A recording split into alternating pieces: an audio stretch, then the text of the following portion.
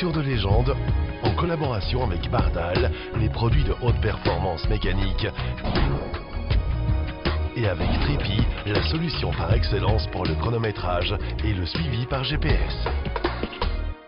Bienvenue dans Voitures de légende, votre émission favorite qui célèbre ses 10 années d'existence. Et pour ce faire, nous aurons un petit concours à vous proposer avec un très beau prix, un voyage pour 2 personnes aux îles Canaries et puis de nombreux cadeaux. Rendez-vous sur notre page Facebook, Voitures de légende donc, ou sur le site voituresdelégende.com. Pour démarrer cette émission, eh bien, nous sommes dans un superbe décor, celui de l'expo Italian Classic Car à Autoworld, le très beau musée bruxellois qui lui fête son 30e anniversaire cette année. Best of Show, eh bien, c'était cette magnifique Lamborghini Miura. Tout de suite, on va aller eh bien, dans une ambiance un peu moins chaleureuse, c'est-à-dire à la fraîche, puisque c'est de saison. Avec les épreuves hivernales, on commence tout de suite par le neige et glace, l'épreuve organisée par Patrick et Viviane Zaniroli.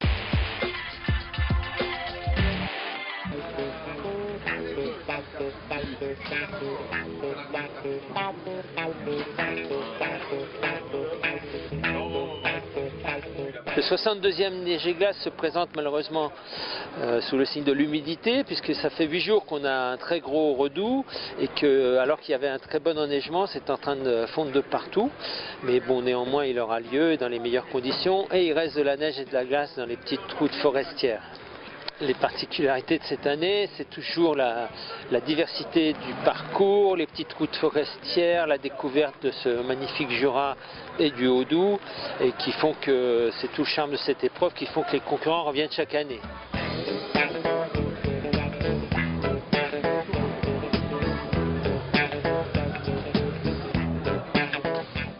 On a développé avec Trippy un système de chronométrage très précis et très adapté au rallye de régularité justement, qui nous permet de mettre beaucoup plus d'arrivées, puisqu'on l'a sur ce rallye, il y a environ 100 arrivées par jour. Donc c'est très très sportif, du coup ils doivent être toujours dans le coup, toujours à la seconde près sur la totalité du parcours, et c'est aussi ce qui fait le succès de cette épreuve. Dans notre jargon, ce qu'on appelle les vérifications techniques et administratives, donc les concurrents doivent se soumettre à des contrôles de papier, assurance, permis, etc. Et puis les véhicules doivent être stickés, contrôler les équipements de sécurité, tout est placé sous le signe de la sécurité, les voitures doivent être conformes au code de la route et on s'assure que tout est en ordre.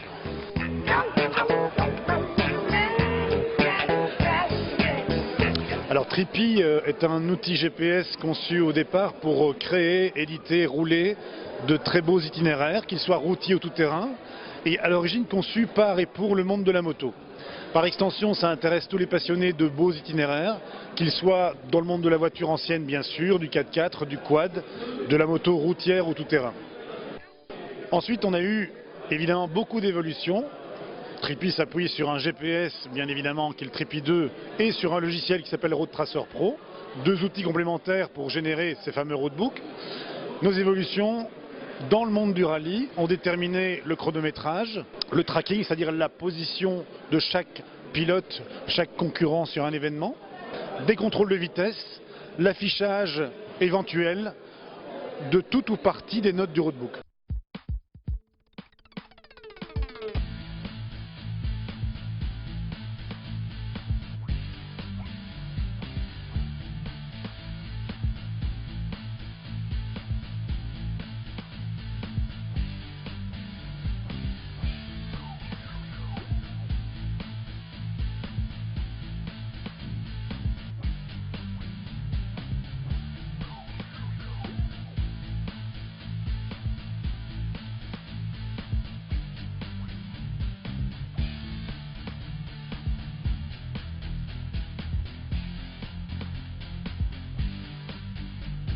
L'organisateur va donc se servir de l'outil qui est Trippy, mais ce n'est pas le seul outil pour créer un roadbook de rallye. Évidemment, il y en a d'autres.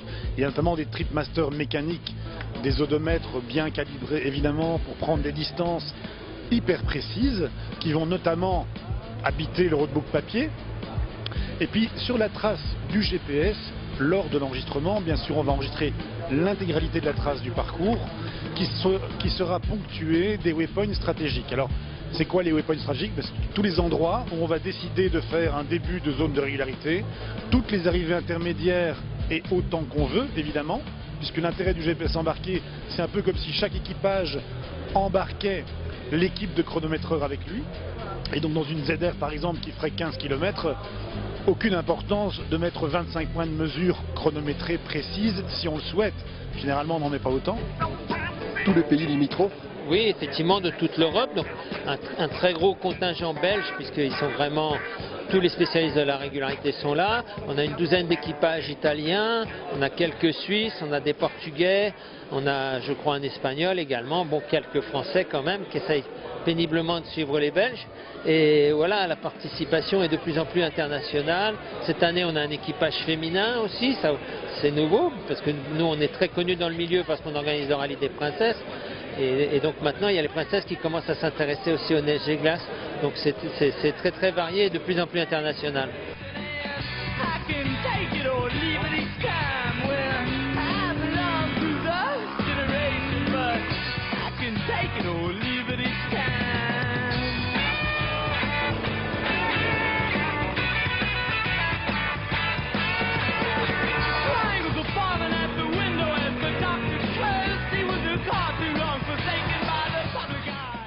Mais là, nous partons bien sûr 1 heure avant, mais il faut même savoir, non seulement 1 heure avant, mais 1 jour avant, parce qu'on doit voir s'il y a des travaux sur les routes pour faire une éventuelle déviation.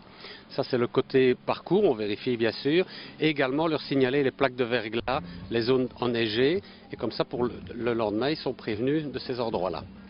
La deuxième solution également, c'est toujours concernant le chronométrage, parce que il faut savoir que les concurrents sont chronométrés dans les étapes de régularité par un système GPS. Donc c'est Trippi qui s'occupe bien sûr de tout le relevé chronométrage, et nous évidemment on doit vérifier par rapport à notre Tripmaster qui est équipé, qui est un appareil évidemment manuel qui est tous les 10 mètres nous renseigne l'avancement de la voiture, et bien sûr on doit vérifier que les points GPS soient toujours au même endroit.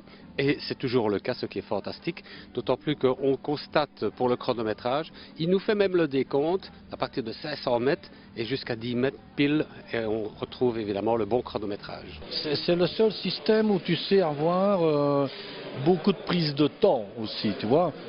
Il y a des autres systèmes, alors il faut énormément de personnel, et aujourd'hui, et j'en profite pour en parler, parce qu'aujourd'hui, le gros problème qu'on va avoir à tous les niveaux des sports, c'est le bénévolat.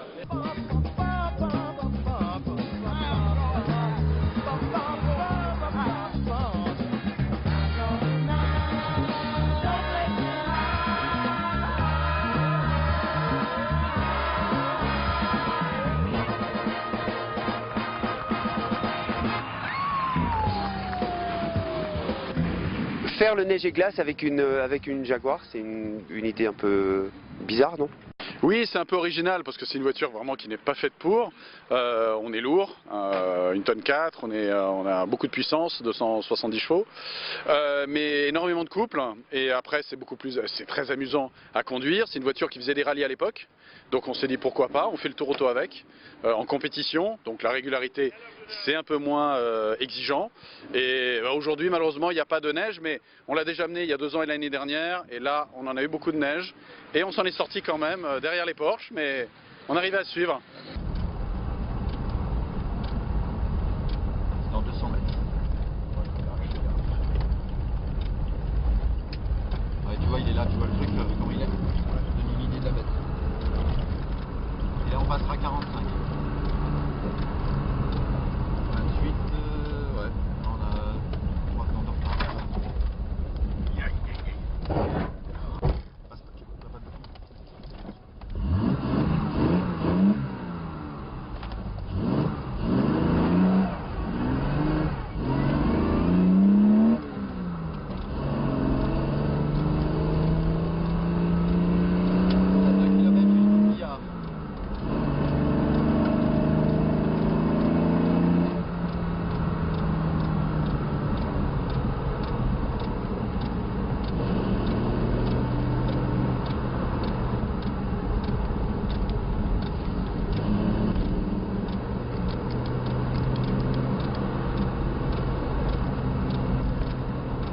fouetter les chevaux, comme il n'y en a pas beaucoup.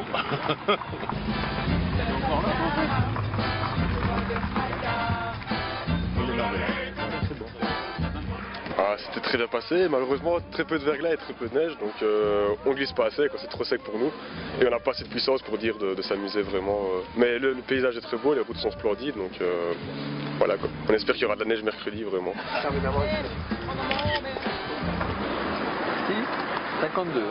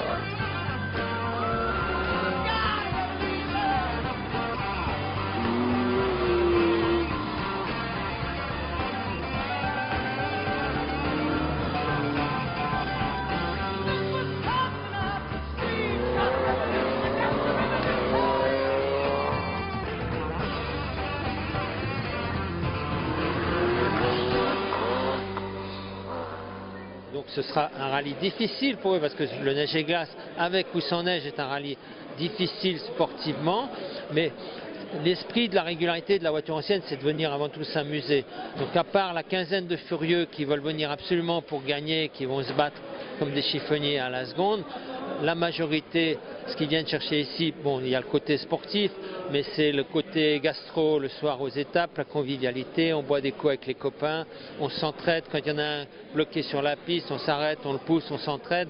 C'est l'esprit de la voiture ancienne et de la régularité, et c'est ça qui est bien aujourd'hui, et c'est pour ça que ces rallyes ont autant de succès par rapport aux épreuves modernes qui se meurent.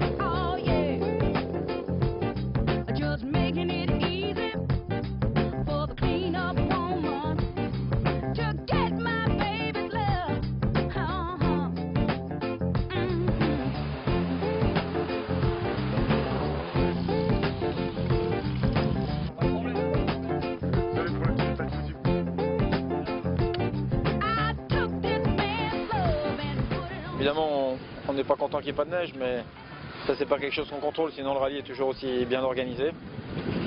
Les spéciales étaient très chouettes ce matin, avec beaucoup de navigation, donc on s'amuse. Elles sont un peu sèches, hein. Un peu trop même. C'est dommage parce qu'on aurait bien fait la différence sur la neige, mais là, avec les Belges qui roulent au 10e près, nous on roule plutôt à la louche. Hein. Oui, c'est différent que l'année passée. J'ai eu la chance de le faire l'année passée avec la neige, c'était magnifique. Sans la neige, c'est plus compliqué, bon, c'est un autre jeu, mais il y a toujours du plaisir. C'est une magnifique région, donc on est content d'être là.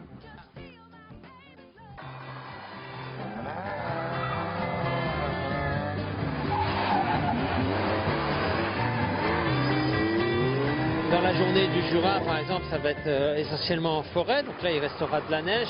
C'est beaucoup plus accidenté au niveau des dénivellations, ça monte, ça descend, ça tourne dans tous les sens. Donc cette étape-là est très particulière. Une autre étape se déroulera dans le Doubs et le Jura. C'est plutôt là des plateaux et de la navigation, beaucoup de changements de direction sur des petits chemins. Donc il n'y a aucune étape qui se ressemble et le classement peut être chamboulé tous les jours.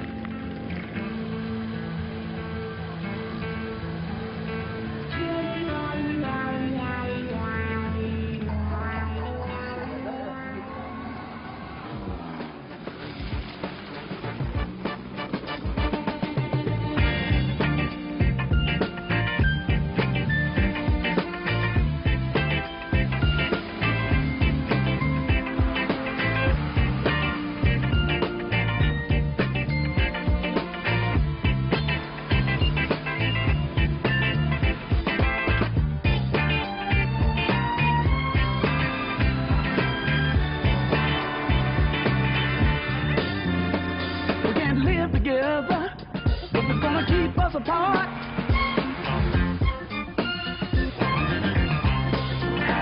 We can't live together if it's gonna keep us apart.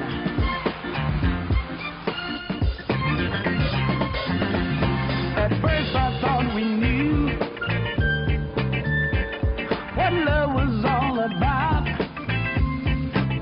but baby, since you moved in, happiness moved out. It seemed like living together.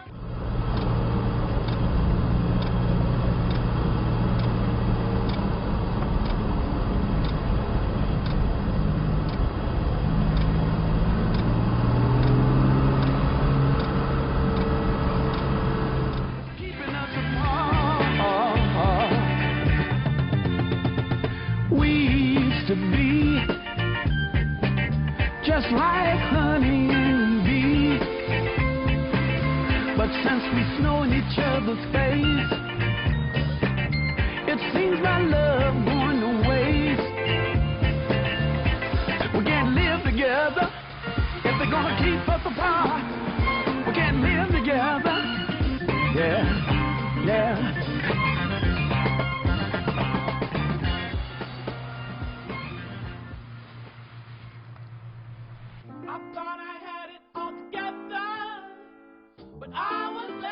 Alors on savait que voilà, il fallait rien lâcher.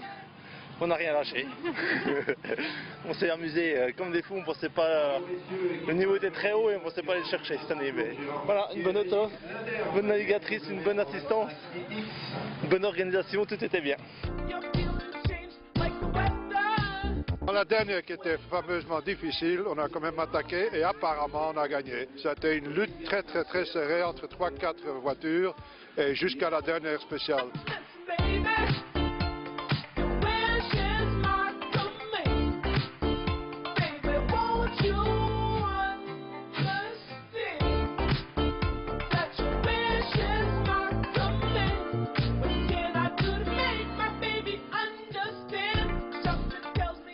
Dream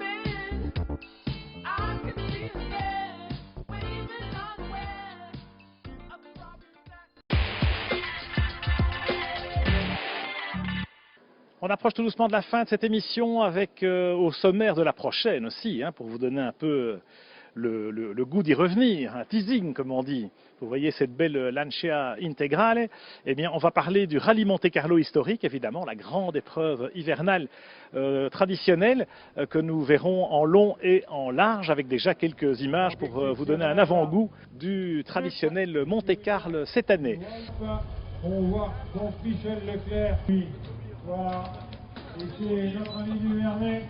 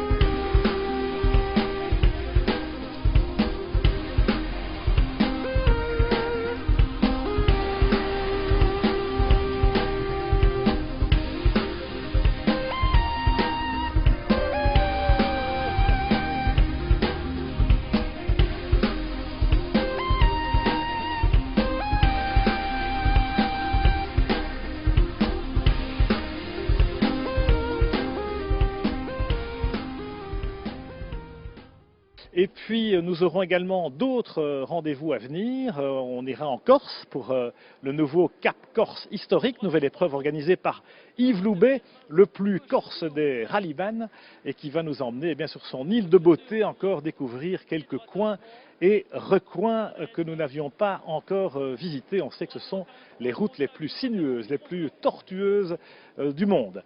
Et puis au rendez-vous aussi à l'agenda du mois prochain, en mars, vous savez qu'il y a les traditionnelles légendes, les boucles légendes, boucles de Bastogne désormais.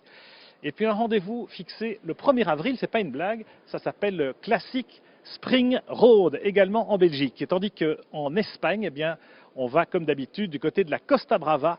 C'est le rallye Costa Brava historique qui ouvre une saison un peu plus printanière, on l'espère, pour les rallymen français et belges toujours friands de cette belle région.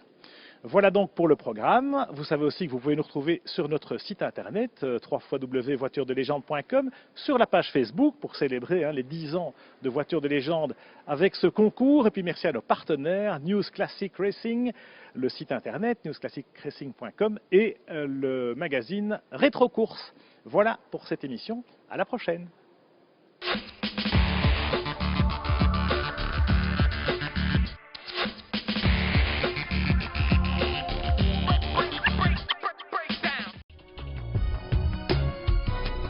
Voitures de légende, en collaboration avec Bardal, les produits de haute performance mécanique, et avec Tripi, la solution par excellence pour le chronométrage et le suivi par GPS.